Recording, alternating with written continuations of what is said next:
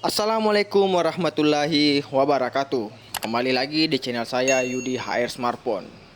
Jangan lupa like, share, dan subscribe.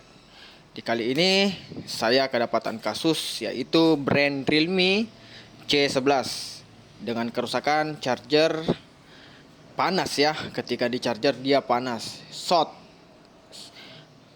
Nah, step by stepnya ada pada videonya. Simak terus videonya. Langkah-langkah pengerjaannya ada di video tersebut. Nah, tahap awal itu kita melakukan pembongkaran handphone tersebut. Karena di analisanya itu tadi charger kita sudah colok nggak masuk. Kita buka casingnya secara perlahan-lahan. Saya memakai tool sakti, tool kuku yang gratis. Kita buka bautnya di bagian atas saja. Analisanya itu yang termudah tentunya. Kita buka semuanya.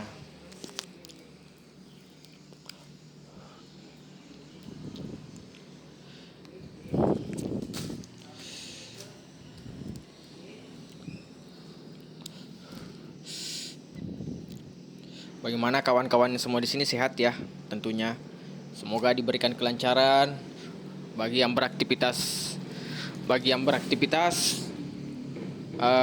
Semoga semuanya berjalan lancar dan usahanya makin sukses. Di sini ribut. Selanjutnya kita simpan botnya di backdoor casing ya, supaya nggak jatuh. Kita buka dulu plastik doornya. Kita analisa, kita ukur di titik pibas, test point titik pibas. Ada di deskripsi video. Saya memakai produk skematik Borneo Pleasure dari Om Ical Spy. Om Ical itu yang punya Borneo itu kebetulan orang Boni, Sulawesi Selatan. Saya memakai produk dia tersebut. Lumayan cepat dan ringkas, serta efektif banget ya. Nah, itu ada skemanya Borneo skematik, jalur chargernya, titik pibasnya ada di deskripsi gambar tersebut. Nah, kita langsung ukur di titik pibasnya ya. Kita ukur. Saya ukur. Kita set di multitester, saya memakai Soi ya.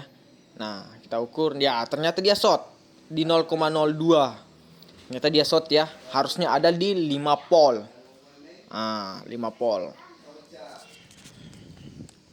Nah, jalur pibasnya dia ada di belakang PCB ya.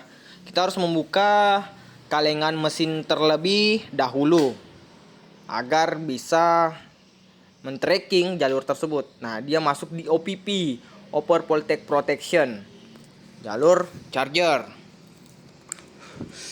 Kita buka kameranya untuk mengamankan sebuah nanti jika ingin memblower membuka kaleng ya. Jangan sampai kameranya meleleh dan rusak. Kita kan kerja charger gitu.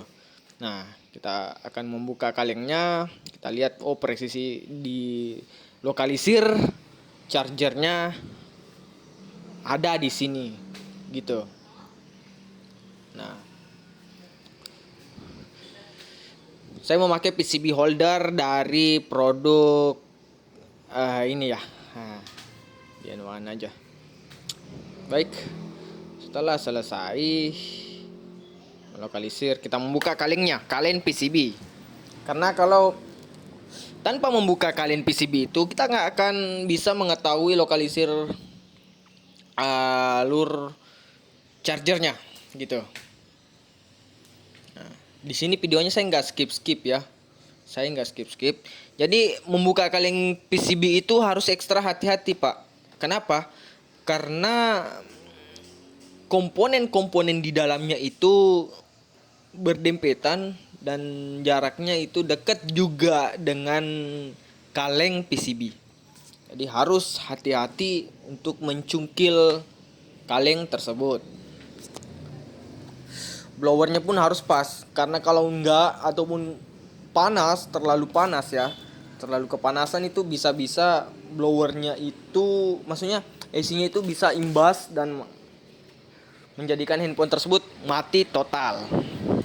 Nah, kita harus ekstra hati-hati, jangan lupa kasih flux dulu dan mencongkel kaleng tersebut. Hati-hati ya, jangan lupa bismillah agar diberikan kelancaran.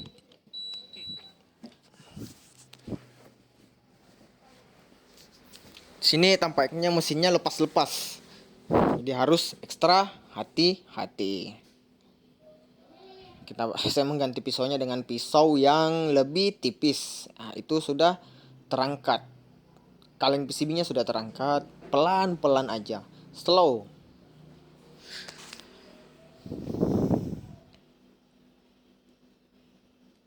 Nah, kaleng PCB-nya, mesin PCB-nya terangkat lagi. Kita atur ulang dulu dengan presisi pas. Kita kasih flux lagi agar timah-timahnya itu cepat meleleh gitu.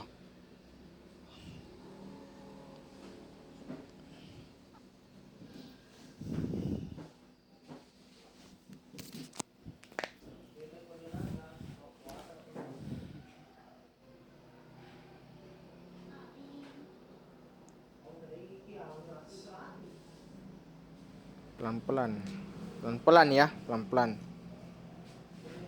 Nah, itu terbuka. Oke, setelah terbuka kita dinginkan dulu Pak PCB-nya. Saya memakai air gun ya, pemompa balon untuk mendinginkan supaya cepat. Ketika sudah dingin, kita ukur-ukur lagi.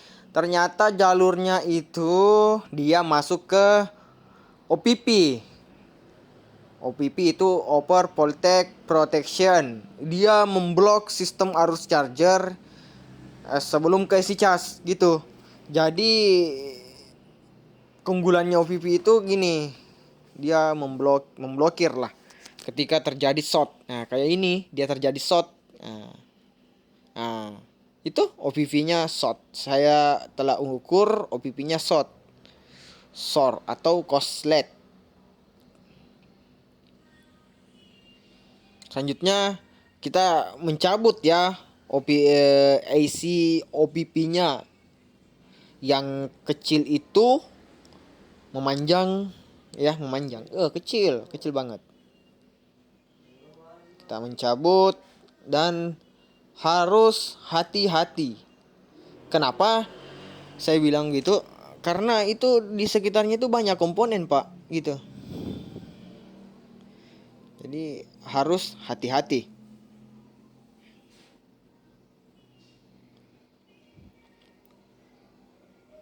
Sabar ya, sabar. Harus sabar untuk mencabut AC OPP-nya, gitu.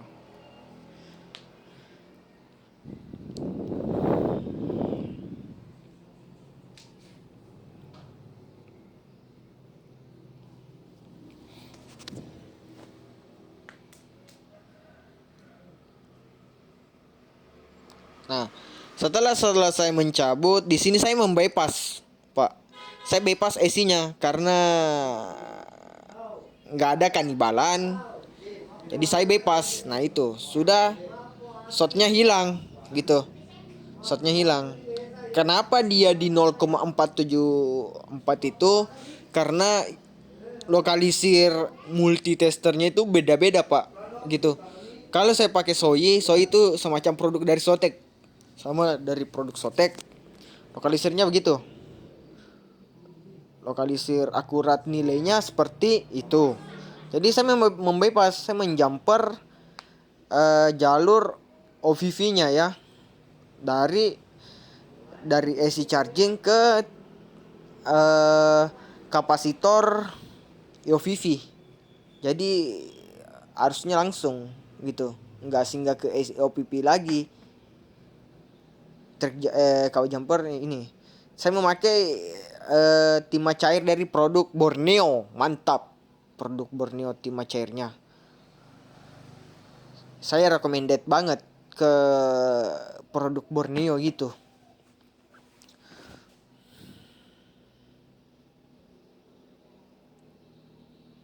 Nah, ini ada trik jumper ya. Jumper membypass arus 5 volt charger gitu.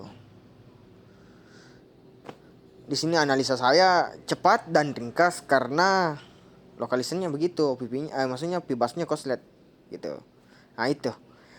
Di sini saya membypass dari kapasitor tersebut tadi ke kapasitor di bawahnya. Nah, saya ukur kembali, ternyata sudah keluar di 0,623 volt. Nah, kita akan tes. Kita dinginkan dulu, baru kita tes gitu.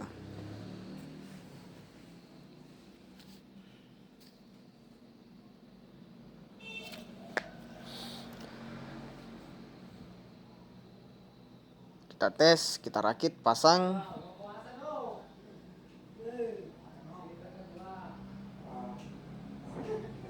Bismillahirrahmanirrahim. Alhamdulillah, Don.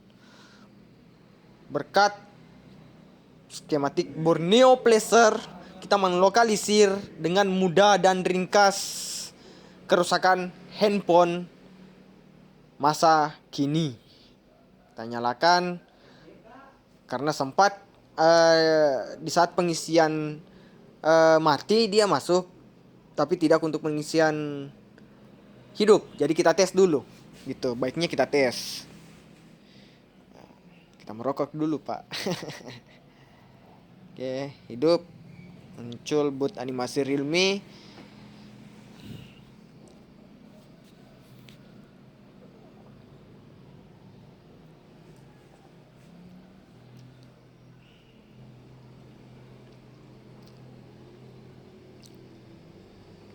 Nah, kita tes